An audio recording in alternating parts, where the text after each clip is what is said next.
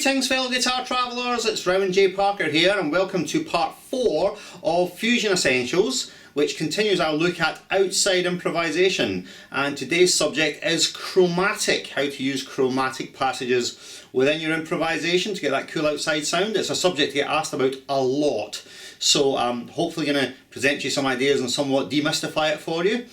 Before we get into today's lesson, I'd like to encourage you to have a look at my website, which is www.rowanjparker.com. There is a whole ton of guitar stuff on that website, most of which is free. It's a great resource for guitar players, whatever your level. There's backing tracks you can download, there's a whole ton of lessons, there's a store where you can buy some stuff. I've got videos and books, high quality HD lessons, all available for instant download, so check that out in the store. You can also subscribe to my website just by sticking your email address into the subscribe box and hitting subscribe. If you do that, you get access to a ton of other free exclusive subscriber material, tablature mainly, plus more free and exclusive videos. So do check it out, it's well worth subscribing. And furthermore, I do Skype lessons if you want some one-to-one, specific one-to-one help. Whatever style you would like to learn, I'm sure I can help you. I've been playing for, well, to be honest, it's the thick end of 30 years now. I've been playing a long time, and I can play a number of styles, so hopefully I'll be able to help you out. So if you're interested in Skype lessons, just email me. There's a section on the website just for that. Alright, well that's enough talking from me and enough plugging my own stuff, so let's get straight down to today's lessons. It's part 4, Fusion Essentials, using chromatic for that cool outside sound. Let's do it. Okay, so let's get straight down to it. If you recall, in the previous 3 lessons, we've already looked at quite a number of different approaches for soloing over our static A minor 7 chord. Alright, so it's only one chord we're soloing over, but over this one single chord we're going to apply a number of different approaches. And the approaches we've looked at so far, in the first lesson we looked at using the Dorian mode, which is an inside choice, and then the A melodic minor scale, which is a slightly outside choice. In the second episode, we looked at the use of C melodic minor, and that produces a mode called Aeolian flat 5. And in the previous episode, we looked at the use of G melodic minor, which produces a quite outside sound called Dorian flat 2. In this episode, we're going to be looking at the use of chromatic, so basically all 12 semitones. Now I get asked about this sort of thing a lot because a lot of students, they're aware that they can play chromaticism inside their playing, but they don't know how to make it sound good. So we will go through a 1 octave achromatic scale. We'll look at all the intervals and the relationship of every note to our A minor 7 chord, and then we will talk about some ways to try and leverage this idea into some actual ideas and some actual lines. Okay, so let's proceed with our analysis of the achromatic scale, and we'll see how we get on. Alright, let's do it. Okay, so here is a 1 octave achromatic scale. Sounds like this.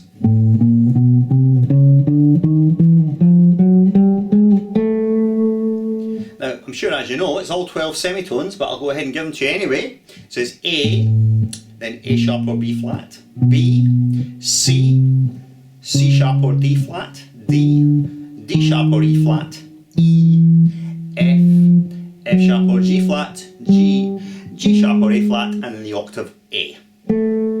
Right, so let's consider each one of these notes in turn and see how it relates to our A minor 7 chord. And this will help us to understand the balance of consonance and dissonance within the chromatic scale. And what that really means is consonance is where something sounds in tune or sounds concordant or pleasant against the chord, and dissonance is when something sounds, frankly not so pleasant against the chord. But dissonance is all relative. You will find that as your ear develops you can accept more and more dissonance until basically everything sounds in. The problem is that your ear can get to that point but your listener's ear might not. So therein lies the balancing act. But let's go ahead and look at the notes. So the first note, A. Now obviously that is the root of our A minor 7 chord, no problem there. The next note, the A sharp or B flat, that is in relationship to the chord the flatted ninth, which is, I'm sure you can hear, quite dissonant, and that one does require careful handling, though we looked at the use of the flat 9 last week when we applied Dorian flat 2. Okay, let's look at the next note, which is a B. In relationship to our A minor 7 chord, it is the 2nd or 9th, which is a very pleasant sounding colour tone, It's very nice when you add the ninth onto a chord. Generally, really adds a little bit of sparkliness to it. The next note is C, which is the flattened third, minor third of the chord. So it's a chord tone, so it will be absolutely concordant with our chord. No problem there. The next note is going to be quite controversial because it's going to be C sharp. And the C sharp note against our A minor 7 chord is the major third of that chord. Now the problem with that is there's going to be quite a dissonant clash between the major third and the minor third. So suffice it to say, if you were to land on or lean against this note while playing your A minor 7 chord, it would probably sound quite discordant because the thirds would clash quite heavily. So that's a note you need to be very careful of, especially if you land on it, it will pretty much always sound wrong. Let's look at the next note. The next note is D. In relationship to the chord, it is the 4th or 11th. It implies the sound of A minor 11, and it's a particularly nice colour tone to add on a chord, no problem with that. The next note, D sharp or E flat. In relationship to the chord, this is a flatted 5th, which is a fairly dissonant sound, but it is the sound you hear in the blues scale. So if you play any blues stuff, you're very familiar with the sound of the flat 5, and generally our ear now accepts a flat 5 as sounding concordant, even though really it isn't. The next note, E, this is the 5th of the chord. Very inside a chord tone, no problem there. The next note, F. Now F is, in relationship to the A minor 7 chord, the minor 6 or flatted 6. And it's fine if this note is inside the chord voicing, but if it's not, it can sound a bit dissonant because the F note will clash with the E, which is the 5th of the A minor 7 chord, so you get this sort of thing. Which, might not sound that great. So if you land on that note, unless you play it with utter conviction, it's going to sound a bit iffy. Alright, the next note is F sharp. F sharp in relationship to the chord is the major 6 or the regular 6, and it's a particularly nice note to play on a minor chord. It implies the sound of Dorian. It's actually sometimes called the Dorian 6 because it tends to imply the sound of that mode in that chord, and it's a nice note, a nice coloured note to add onto an A minor chord. It will sound absolutely fine. The next note is a G. In relationship to our A minor 7 chord, the G is the flatted 7th, the minor 7th interval of that chord. So again, concordant chord tone. And almost there now, G sharp being the last one, before we get the octave. G sharp is the major 7th. So it's a little bit dissonant against the minor 7 chord, because again there's a semitone clash between the flat 7, the minor 7th, and the regular 7 or major 7 interval. However, once you accept that dissonance, it seems to work absolutely fine because it is the dissonance that you find within a melodic minor scale. So for instance, A melodic minor would contain that G sharp, so it is a sound that you will become accustomed to. So technically it's incorrect, but your ear will accept it. And then obviously we're back to A at the end, which is the root again. So there's 12 semitones. Of these 12 semitones, there are 7 which are concordant because they are scale tones. That is the scale that is derived from the chord. So in this case, the Dorian mode. So if we look at the Dorian mode as being our inside sound, then the notes that will definitely work are A, B, C, D, E, F sharp, and G. Alright? So that's our absolutely inside sounds. And that leaves us with 5 other notes which will be varying degrees of dissonance. We will have the flat 2nd or flat 9, minor 9th. We'll have the major 3rd, which could be seriously dissonant. The flat 5th or diminished 5th, which we might accept because it's the sound you find in the blues scale. The minor 6 or flat 6 interval, again might sound slightly dissonant. And the major 7 interval, which again is dissonant, but you might accept against the chord.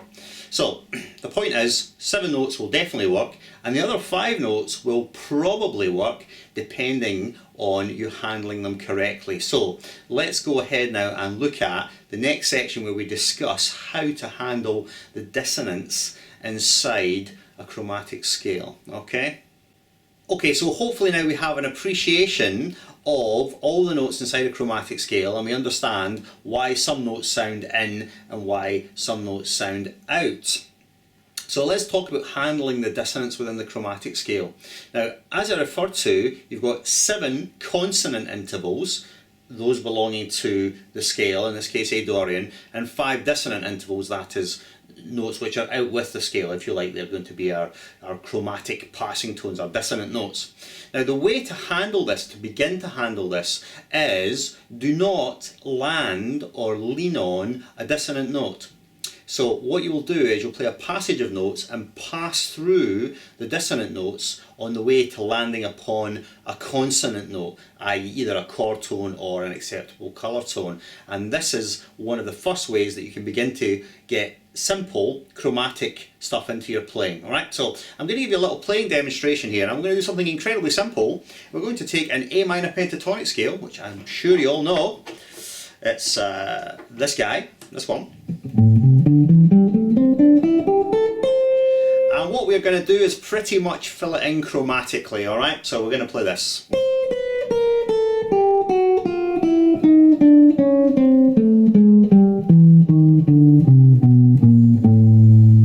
So it's incredibly arbitrary, really. I'll just give you the verbal tab for this. Alright, so it's high E 8, 7, 6, 5, B 8, 7, 6, 5, G 8, 7, 6, 5, and then D 7, 6, 5, A 7, 6, 5, low E 8, 7, 6, 5. So you see it as a pentatonic scale, or you can possibly look at it like a blues scale with just passing tones filled in. There's not really any thought in that. And what I'm going to do, I'm going to do a little improvisation demonstration where I use this scale, or use this particular pattern, to just play some passing tone passages, and you'll see that I will resolve the dissonant notes by passing through them and landing upon something altogether more consonant, and that will give us some nice colour in our improvisation, but it will mean that the dissonant notes don't sound too dissonant. Alright, so let's have a quick listen to that.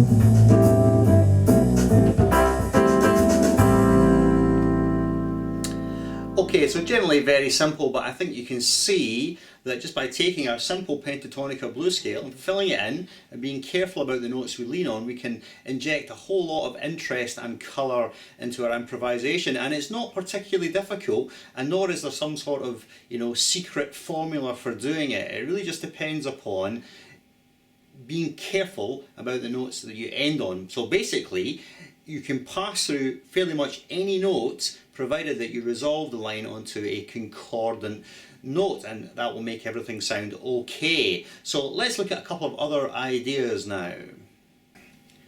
Okay, here is another simple idea based on a filling in principle. So here is a 3-note per string A Dorian scale.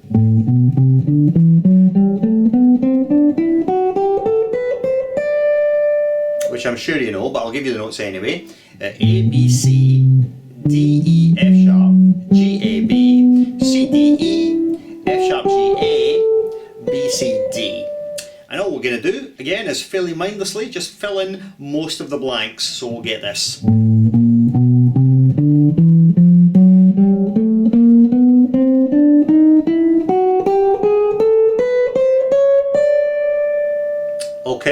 So just I'll be clear about the verbal tab for that little fill in there. So it's low E 5, 6, 7, 8, and then A 5, 7, 5, 7, 8, 9, and then D 5, 7, 8, 9, G 5, 7, 8, 9, and then we go to the B string, which is 7, 8, 9, 10, and high E 7, 8, 9, 10. Okay, so using the same principle as before, we're just going to make sure we land on one of the chord tones of the A-7 chord, or a colour tone within the A Dorian scale, and otherwise we would just pass through the chromatic notes. So I'll give you a brief demo using our fill, our let's call it our A Dorian fill-in idea. All right, so let's give you a brief demo of that.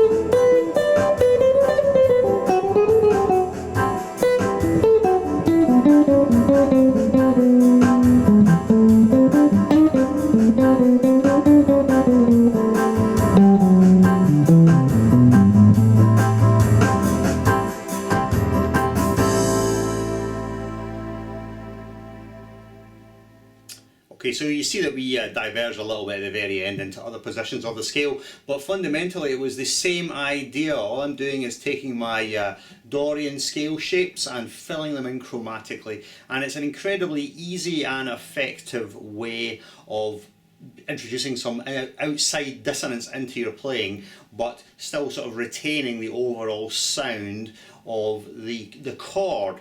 So for this to be successful, there's a couple of things that you do need to know. And that is, you need to know when you're playing a note whether it's a chord tone, a colour tone, or one of the dissonant notes, because if you land on one of the dissonant notes it might sound really horrifically bad.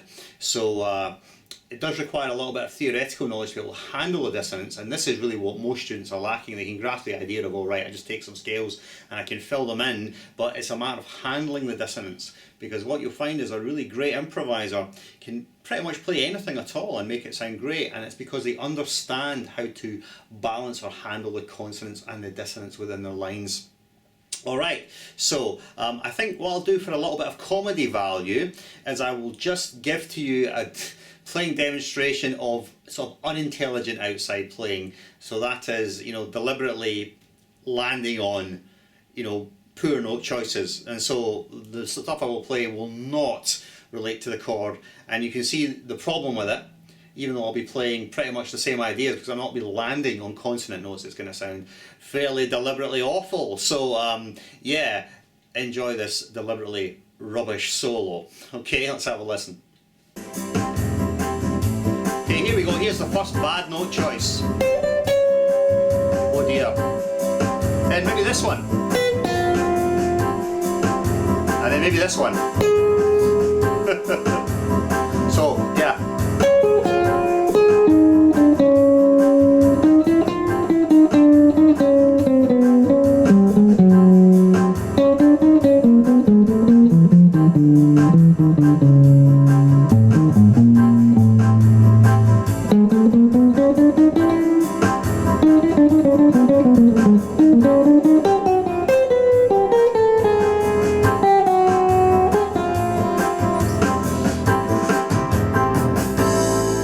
By now, I'm sure you get the idea. That really sounded very bad indeed. It didn't work at all.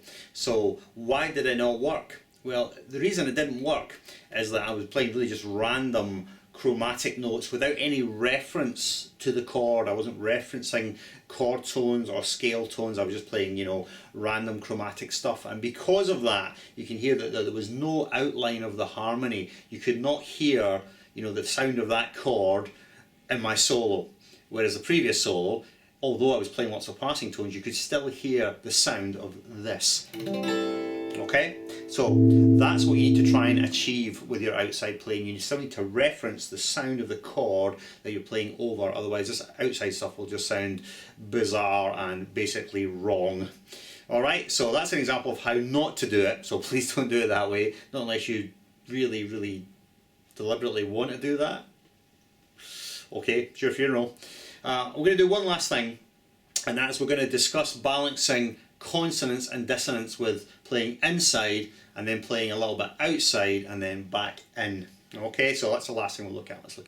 Okay, one of the things we need to consider when playing outside is not just what we're playing, but how our listeners are perceiving us. Because although you may think that, you know, playing this outside stuff is incredibly cool and interesting and, you know, an advanced musical concept, for Mr. Average Joe Punter, then this sort of thing can sound very difficult and very hard to accept. And it also depends on the style of music you're playing. So if you're playing jazz or fusion or Latin, you can probably get away with a fair amount of outside dissonant stuff. If, however, you're playing, say, rock music, it's a lot less, you know, there's a lot less scope there. And if you're playing pop music, then it's incredibly hard to get away with playing anything that's outside, because pop, based on, you know, triadic chords, usually 3 major chords, is incredibly dictatorial about, you know, the tonality and the key center, and it's hard to make any sort of outside playing sound good. So I'm just going to talk about a little bit about balancing some, you know, inside sounds, playing inside and then playing a little bit outside and then back in. So this is the idea about general outside playing. If you play out all the time, then it gets wearing on the ear. It gets hard for the listener to accept that.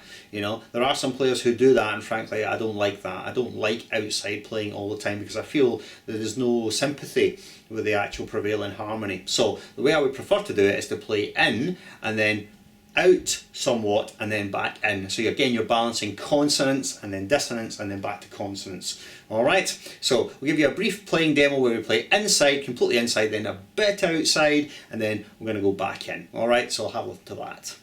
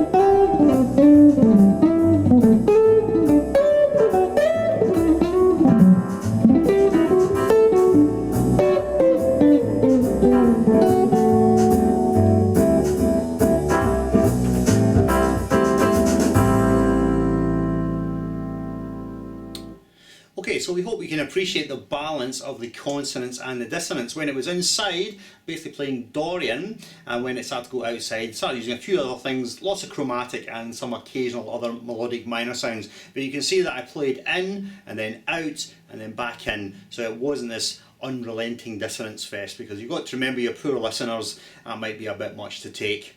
Okay, so just a wrap up to do now.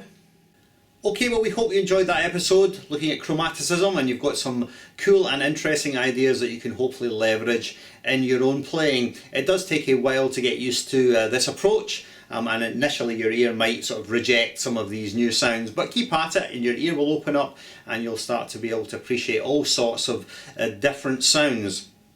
So we've got one more episode of this outside improvisation to go, and the next one is going to be going mega outside, where we are going to be looking at using symmetric diminished scales and also whole tone scales. So these scales really shouldn't work at all, but we will force them to work. We will make them work, and they will produce some very cool and interesting outside sounds. So I think that wraps up for that episode. Please have a look at my website and buy something from the store if you feel inclined. Also subscribe to the website for all that free cool stuff, and if you want Skype lessons, just contact me via the website. So thank you very much for your time and attention. I've been Round J Parker, and I'll catch you next time for another episode of Fusion Essentials. Till then, farewell and keep jazzing. Goodbye.